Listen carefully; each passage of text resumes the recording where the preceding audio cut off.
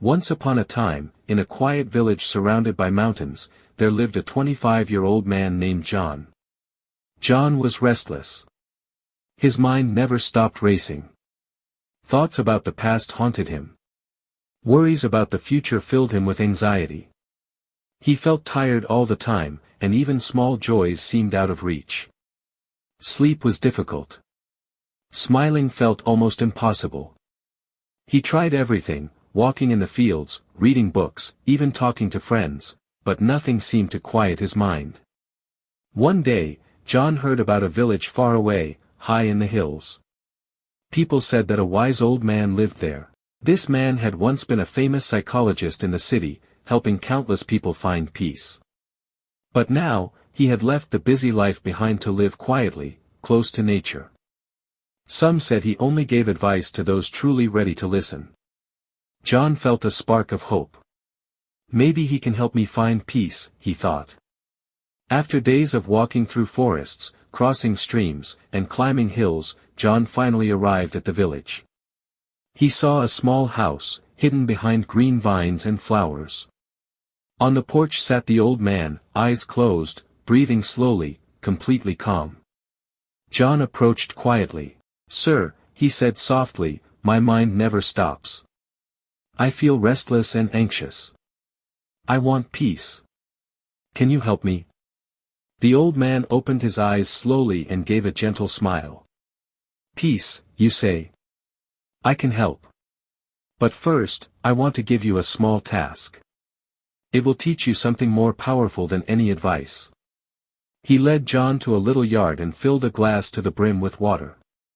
"Take this glass," he said, "and walk to the edge of the village and back. But do not spill a single drop." John looked surprised. "That's it?" he thought. But he accepted the challenge. He lifted the glass carefully and started walking. The path was full of distractions. Children ran and shouted, dogs barked loudly, shopkeepers called to customers, and people passed by in all directions. John felt the urge to look around. To see the chaos. But he didn't. His eyes stayed fixed on the glass. Step by step, he walked slowly and deliberately. After a while, John reached the edge of the village. He turned back and returned to the old man. Not a drop was spilled. The old man smiled.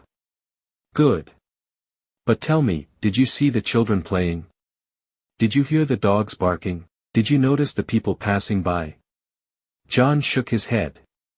"No. I didn't see or hear anything. I was only focused on the glass." The old man nodded.